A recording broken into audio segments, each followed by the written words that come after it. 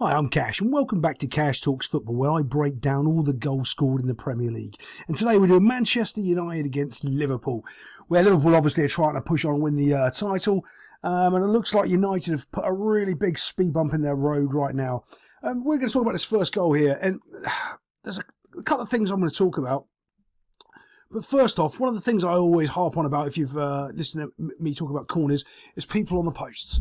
Now remember, the person on the post doesn't mark the post. The person stands there because their back is along the side there and they can run out and attack the player wherever the ball is coming to. They've got all the area in front of them to attack because they know nothing's behind them. It's a safe place to start, covering the area for the goalkeeper so they can run out and attack forward. So that's what we want to see here. We want to see this guy really run forward and attack when the ball comes out, right? So it looks like this is a well-worked routine that Liverpool are doing. They've pulled everybody, all the United players are going here toward the front post. They've got a little flick on, and they've got a man here unmarked. This is the concern, what I'm looking at here with United.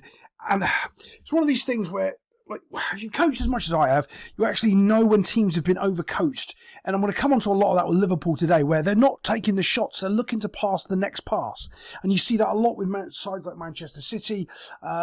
They just keep passing the ball instead of just actually taking the shot. And you can see that the shot is open, or you can see that the person needs to be pressured, and they don't do that. They run back, and he marks the post here. This is awful defending. He could have run forward and actually cleared this ball, but he doesn't. Let's watch this forward. There it goes. Right now, this is the point. Do you see where his body, his weight, he stood still. All of his weight has gone down onto his 2 feet, and he hasn't thought about moving forward to attack this ball. And if he does, he probably wins this. But he doesn't, and he retreats and goes back onto the line. That is a player with no confidence and no understanding of what he needs to be doing in this situation. All he needs to do is pressure the ball so that doesn't happen, so the guy doesn't get an easy contact on it. And it's not a good contact. It's an okay contact. He's hit it into the ground, kind of bounced it off and over them. And if he's just taken one step forward, it's probably hit, I think it's Dalot here, and Dalot saves that going in. But he doesn't. So, not very good, young man, not very good.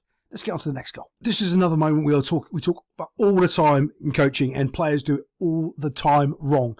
So right now, the ball needs to go back to the keeper. You can see Van Dijk, and I'm not sure if he's motioning it, whether or not the ball needs to go back there. But we've got a player gambling here. This pass is not on. This is where you want the ball to go, but you've got another player you can pass to. So don't miss the player out. Play the right pass. The right pass is back to your keeper, and the keeper plays it over to here, and then it goes back over to, oh, look at that, zooming in like a right boomer. And then it goes out wide. Okay? If you miss the pass out and you try to play through the gap, that's when mistakes happen. 9 times out of 10, it's because you've done something that you shouldn't have done, and you just need to go to the other player, keep him in the loop, pass it around, and you're fine. He doesn't, and that's where Fernandes gets in. Makes a mistake, and also not only does he miss a player out, he plays a terrible pass. And the reason, well, there's a couple of reasons. He's using his left foot, he's using his wrong foot, his body shape's wrong, he's actually caught it on his heel and not on his instep or the inside of his foot, and he's played a terrible, terrible pass. Fernandes strikes it first time. Honestly, it's a quality strike. He just gets it on target, has enough power to beat the keeper. It's hard for me to play it because I will get copyright struck. Even for that 0.2 of a second, Dulces, it beats the keeper and goes through. I'd like to play the whole goal, but obviously I can't. But yeah, that's just because he's missed out the goalkeeper and he's trying to be quick and pass it there instead of having it go back around and then across and cycling it out. Not good enough by the would-be young man Liverpool defender. This is one of those opportunities that I'm going to talk about. I was explaining it that happened in the game where Liverpool easily here could have had a shot, but this guy doesn't. He tries to pass it, and it ends up near the back post. And then when it gets to the back post, what happens is this little would-be lad doesn't take a shot. He tries to knock it square because he's been running, and this guy's been running with him. But all of a sudden, he stops running as fast as he can, doesn't keep up with him, and he knocks it square and nobody's there, and he should have just put it into the goal. 2 players there, both could have had a shot, both overplaying. It's just not good enough.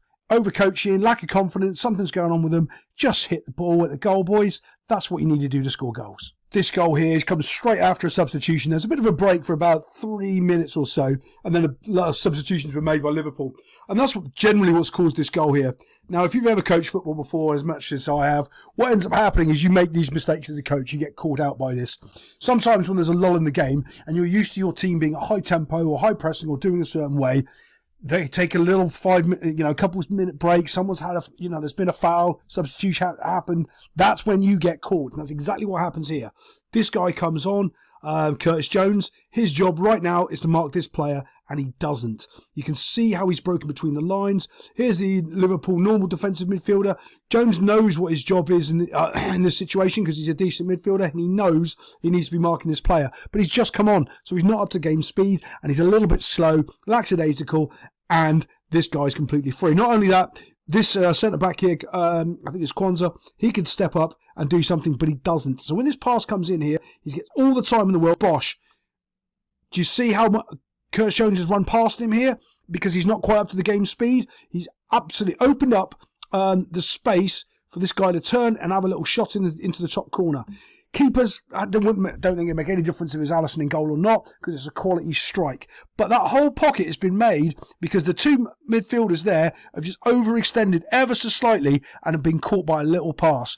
And this guy still could have stepped up and pressured the ball, but he doesn't. He's back enough holding the space, and it makes it easy for this guy to make a nice little turn and smash it to the net box, which he does. Let's get on to the penalty. It's a stonewall pen, unfortunately. You can see his legs caught and he's getting touched here by Wan-Bissaka.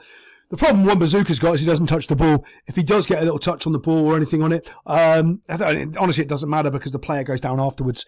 It's just a rash challenge.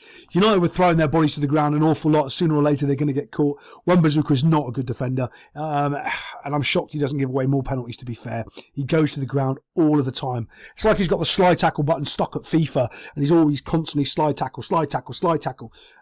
Yeah. But there we go. Well, Mo Salah steps up and slots the penalty away. He's missed 4 out of the last 11. He hasn't had the best penalty record lately, but a bit of courage there. Steps up and knocks it into the net box. 2-2. Could be the end of Liverpool's title challenge, that. But overall, not a bad game. I'll see you next time on Cash Talks Football.